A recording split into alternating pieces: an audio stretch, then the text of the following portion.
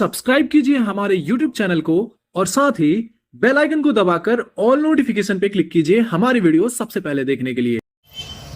आज कंटाबांजी निर्वाचन मंडली को माननीय नवीन पट्टनायक कैंडिडेट रूपे आसी आम बहुत खुशी मन करुचु एवं सिंधेकेला को एनएसी मान्यता दे आम सिंधेकेला अंचलवासी बहुत खुशी अच्छु।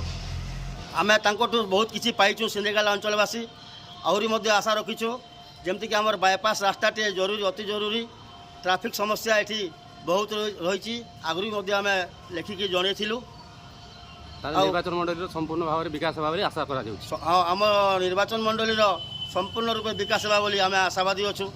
आज माननीय मुख्यमंत्री श्रीजुक्त नवीन पट्टनायक आम कंटाबांजी निर्वाचन मंडली रे विधायक प्रार्थी रूपे घोषणा करिसेंती और अंचलवासी आम बहुत खुशी अच्छु जार फल आमरी अंचल बहुत विकास हो पार्बा से लगे आम तांको समस्ते अंचलवासी आम कृतज्ञता ज्ञापन जनाऊँ और शुभेच्छा जनाऊँ।